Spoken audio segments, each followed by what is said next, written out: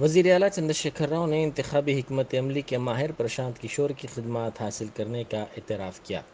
उन्होंने कहा कि ये कोई राज की बात नहीं है, वो खुलेआम तौर पर इस बात का ऐलान कर रहे हैं।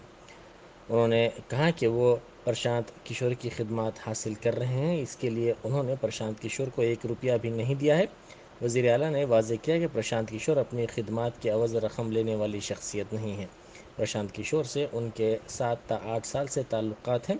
प्रशांत किशोर ने अब तक 12 रियासतों में काम किया है। उन्होंने कहा कि प्रशांत किशोर को 300 करोड़ रुपये अदा करने से मुताल्लिक़ इत्तलात में कोई सदाकत नहीं है।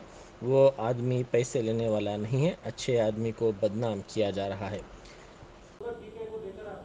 उसका अपमान कर रहे हैं आप ये भी बोल सकते हैं ना 3000 करोड़ दिया। प्रशांत किशोर का रेट गंवा रहे हैं आप आने से 300 बोलकर उनका इज्जत खराब कर रहे हैं आप। क्या बात है भाई?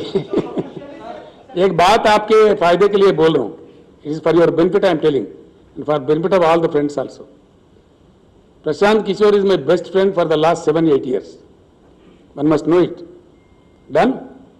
और याद रखिए, प्रशांत किशोर अपने जिंदगी में कहीं पैसे लेके काम नहीं करता। Please take it from me, he never works, he is not a paid worker. Yes, you people don't know who is Prashant Kishor, what is his commitment for the nation. आप लोगों को जानकारी नहीं है, I am very sorry for that. इसलिए मुझे कहना पड़ रहा, मुझे पेन हो रहा है कि अच्छा आदमी को बदनाम किया जा रहा है। कहीं कौन साबित कर सकता है कि आदमी को आओ बोलो प्रशांत किशोर पैसे लेके किसी के लिए काम किया? किसी के पास है कोई रिपोर्ट है? कोई बता सकता है? నేను ఏమంటున్నా అంటే ఆయన ఎప్పుడు కూడా వెళ్తారు డబ్బులు తీసుకోలే. మీకు